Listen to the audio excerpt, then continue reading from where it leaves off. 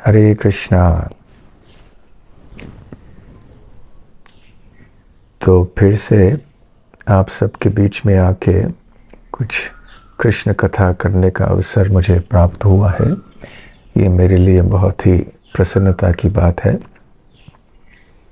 और मुझे कल रात को ही पता चला और आज हम कहीं जाने और गोकुल धाम में जाने का समय हुआ था। परंतु जब आप सबका संग और विशेष करके परम पूज्य लोकनाथ स्वामी महाराज जी का संग प्राप्त करने की संभावना हुई तो हमने सोचा तो हमने अवश्य आप सबके बीच में आना चाहिए। तो कृष्ण भक्त प्रभु ने मुझसे निवेदन किया कि मैं श्रील रामानुजाचार्य के बारे में कुछ कहूँ, क्योंकि आज उनका आविर्भाव दिवस है। हम सब जानते हैं कि 4 प्रामाणिक वैष्णव संप्रदाय हैं और इन 4 वैष्णव संप्रदायों से जो व्यक्ति अपने आप को जोड़ लेता है तो निश्चित ही वो भगवत ज्ञान और भगवत भक्ति प्राप्त करता है। इन चारों संप्रदायों में सिद्धांत की दृष्टि से थोड़े भेद हो सकते हैं, परंतु मूल जो सिद्धांत हैं वो वही है। भगवान श्री हरि हैं। हमारे आराध्य कौन हो, वैकुंठ के भगवान नारायण हो, अयोध्या के श्री राम हो, या द्वारका मथुरा के कृष्ण हो, या वृंदावन के कृष्ण हो, ये इसमें कोई भेद हो सकता है, परंतु हरि भक्ति ये मुख्य बात है। श्रील रामानुजाचार्य ने श्री वैष्णव संप्रदाय में अपना योगदान दिया। श्री वैष्णव संप्रदाय का प्रारंभ लक्ष्मी देवी से होता है, श्री अर्थात लक्ष्मी देवी, और ये संप्रदाय चलती आई हजारों वर्षों तक, लाखों वर्षों पहले से। श्रील रामानुजाचार्य का जन्म लगभग 1000 वर्ष पूर्व हुआ, 1100 वर्ष लगभग, और उन्होंने अपने आप को श्रील यमुनाचार्य से जोड़ दिया। वैसे समय ये चल रहा था कि कलयुग का प्रारंभ था और अनेक लोग वैदिक शास्त्रों में जो यज्ञ की प्रथा है उसका दुरुपयोग करने लगे मांसाहार के कारण।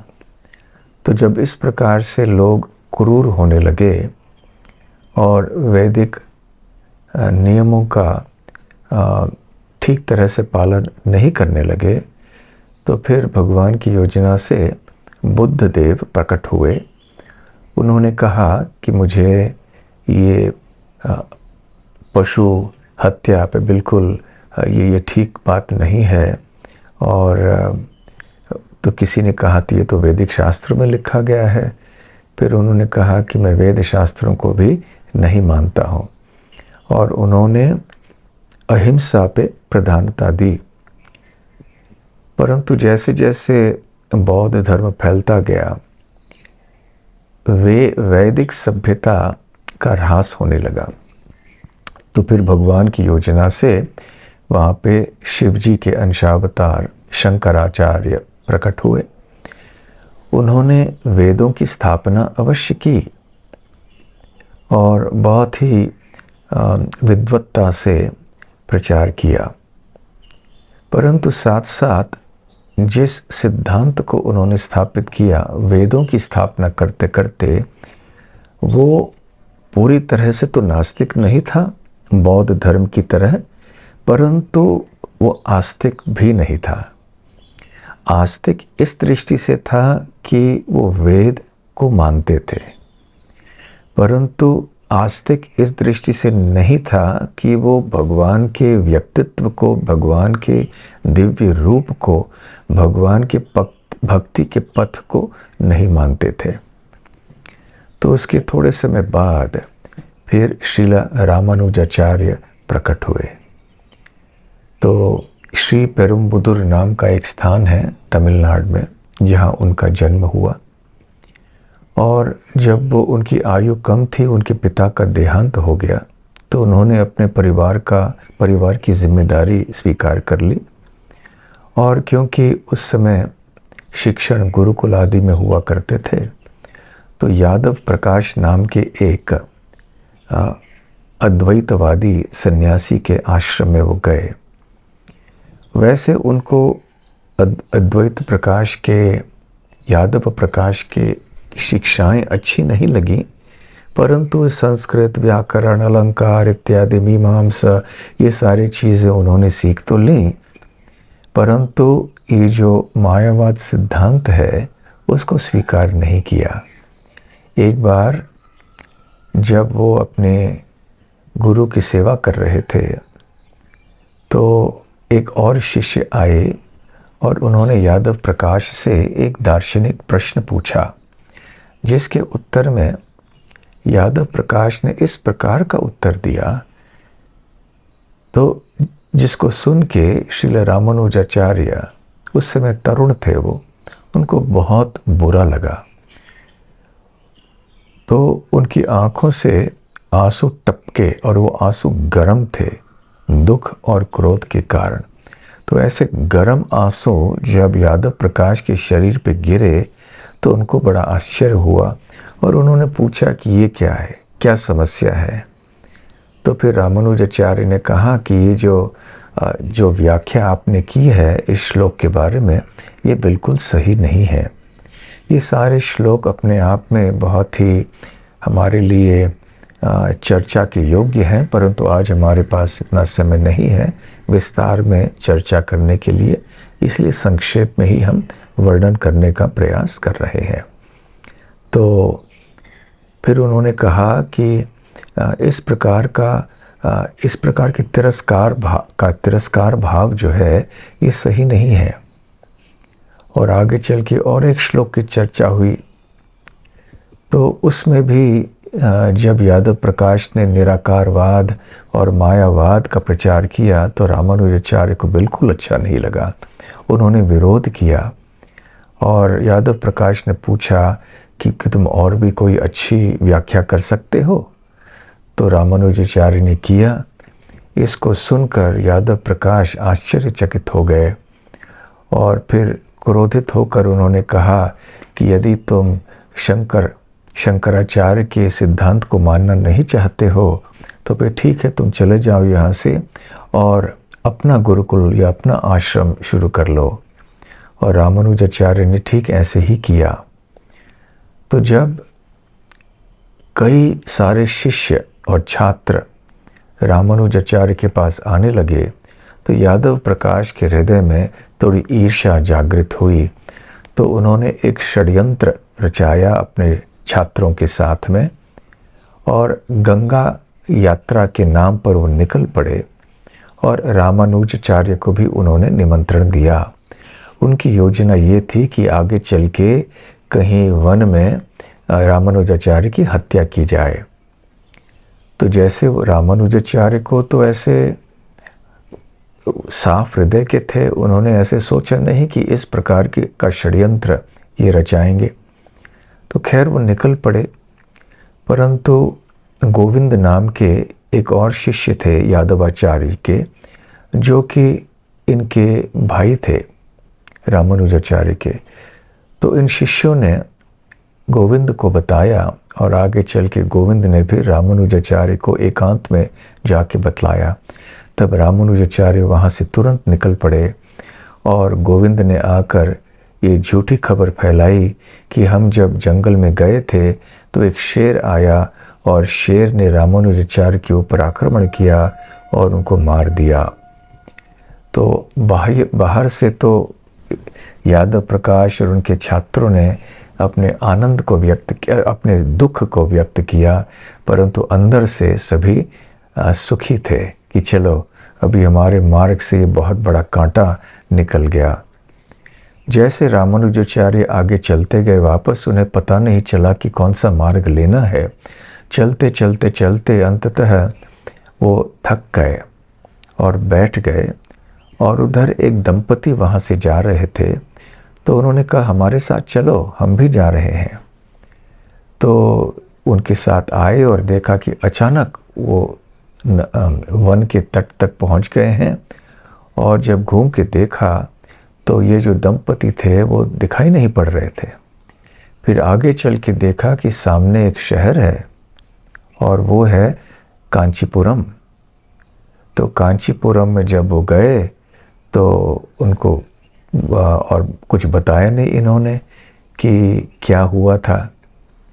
तो फिर वहाँ पे बसे और कई महीने बाद यादवाचार्य अपने छात्रों को लेकर फिर से आए और उनको बड़ा धक्का पहुंचा कि अरे, हमने तो सोचा रामानुजाचार्य की मृत्यु हो गई थी, अब ये क्या हो गया। रामानुज यहाँ पर आ गए। तो खैर वहाँ पर कांचीपुरम में रहे रामानुज और एकांत में रह के वो अपनी पढ़ाई करते थे। उस समय श्री वैष्णव संप्रदाय के महान संत यामुनाचार्य वहाँ पर आए और रामानुजाचार्य के द्वार पे आए भिक्षा के लिए। तो रामानुजाचार्य ने पूरा सत्कार तो किया, भिक्षा भी दी और उनको अपने घर में स्वागत किया। और जब उन्हें पता चला कि यामुना श्रीरंगम के थे, जहाँ पर श्री रंगनाथ स्वामी विराजमान हैं, तो उनको बड़ा आनंद हुआ और उन्होंने यामुनाचार्य के चरणों में नमन करते हुए कहा कि मैं आपका शिष्य होना चाहता हूँ। तो यामुनाचार्य बड़े प्रसन्न हुए और रामानुज को उठाकर उन्होंने आलिंगन किया और उन्होंने कहा कि हे वत्स, आप तुम्हारी भक्ति को देखकर मैं बहुत प्रसन्न हूँ।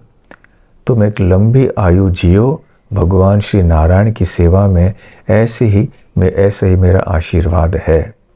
फिर रामानुजाचार्य ने अपने गुरु की प्रदक्षिणा की और फिर यामुनाचार्य निकल पड़े श्रीरंगम के लिए। तो अब रामानुजाचार्य जो पहले से शुद्ध भक्ति के सिद्धांत का प्रचार कर रहे थे, वो अपने और भी उत्साह से इसी सिद्धांत का प्रचार करने लगे। और एक बार उनको खबर मिली कि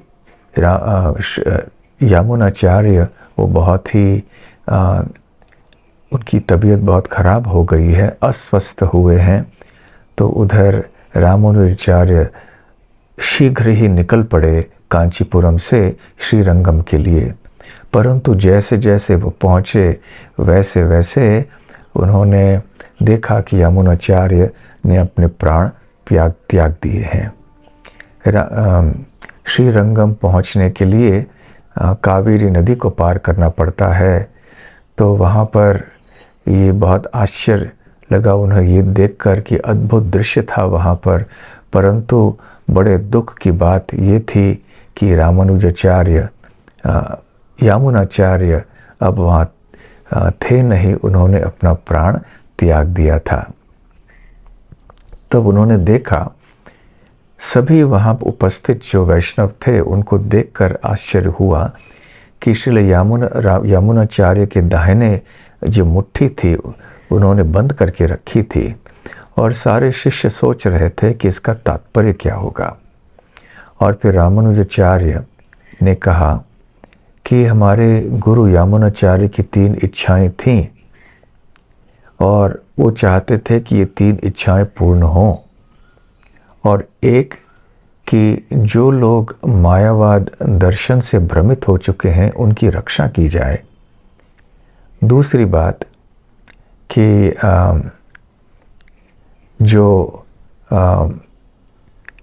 उनको भगवान नारायण की भक्ति है वो प्रदान की जाए। तो जैसे ही उन्होंने ये कहा तो उनको जो उनकी एक उंगली है वो फिर से बाहर आ गई, निकल गई ठीक से। फिर उन्होंने कहा कि वो चाहते थे कि मैं एक वेदांत सूत्र के ऊपर टीका लिखूं जिसमें वैष्णव सिद्धांत का वर्णन हो। जब ऐसे कहा तो ये दूसरी उंगली भी उनकी ठीक हो गई। और फिर तीसरी बात उन्होंने कहा, पराशर मुनि जो एक बहुत प्राचीन काल के मुनि थे, जिन्होंने कि जीव और भगवान के बीच में संबंध की स्थापना की, उनके पीछे मैं मेरे एक शिष्य का नाम रखूँगा।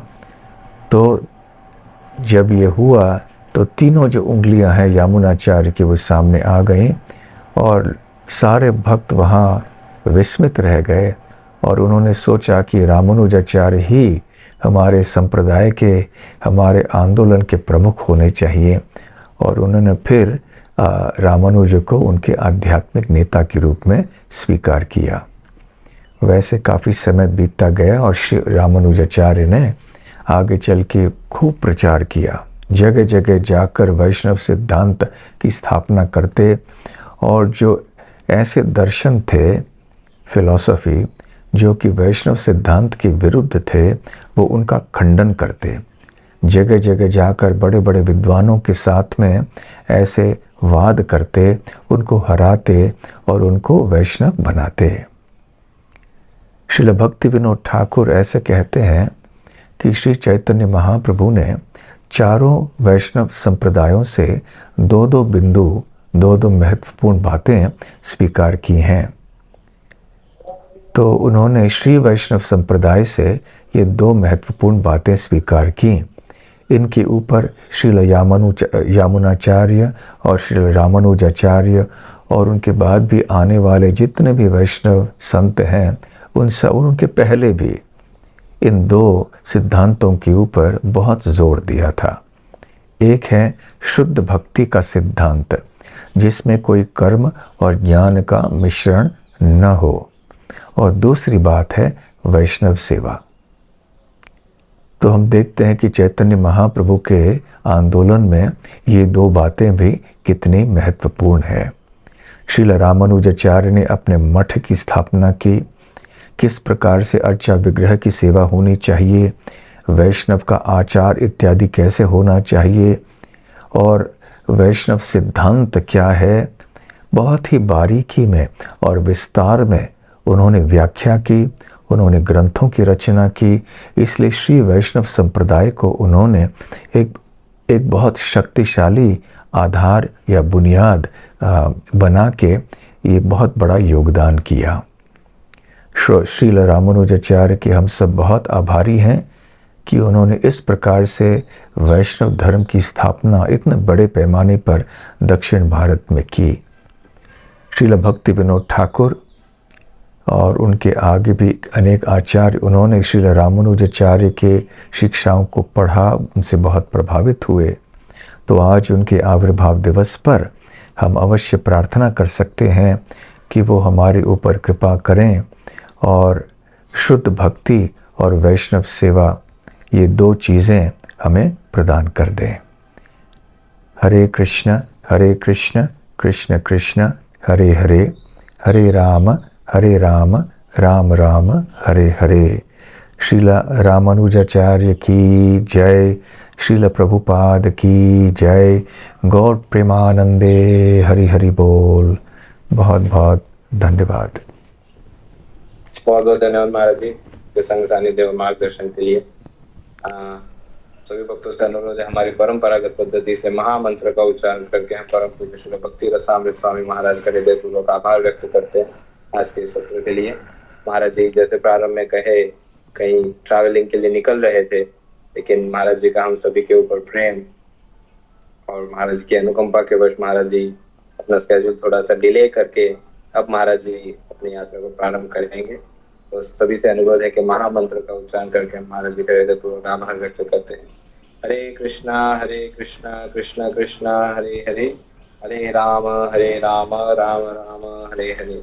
महाराज जी सभी भक्तों की ओर से on behalf of all the devotees would like to beg your mercy at lotus feet के भविष्य में भी हमें आपका संग सानिध्य और मार्गदर्शन प्रदान कीजिए, ताकि हम श्री प्रभुपाद जी के गुरु गौरांग के मिशन में किसी न किसी रूप से कार्यरत रहे। ऐसी प्रार्थनाओं के साथ महाराज जी आपके चरणों में पुनः पुनः दंडवत अर्पण करते हुए आज के सत्र को यहीं विराम देंगे। Thank you very much Maharaj. Thank you. बहुत बहुत धन्यवाद। आप सब बहुत भाग्यशाली हैं कि परम पूज्य लोकनाथ स्वामी महाराज जी का आश्रय आप सबको प्राप्त हुआ है, उनका मार्गदर्शन मिलता है आपको, उनकी शिक्षाएं आप प्रतिदिन ग्रहण करते हैं और विशेष करके प्रातः काल में उनके संग में आप जप करते हैं और श्रवण करते हैं। और श्रील लोकनाथ स्वामी महाराज जी के अच्छे स्वास्थ्य के लिए प्रार्थना करते हुए और आप सबको शुभकामनाएं और हरे कृष्ण कहते हुए आज के कथा को हम यहीं विराम देते हैं। हरे कृष्णा।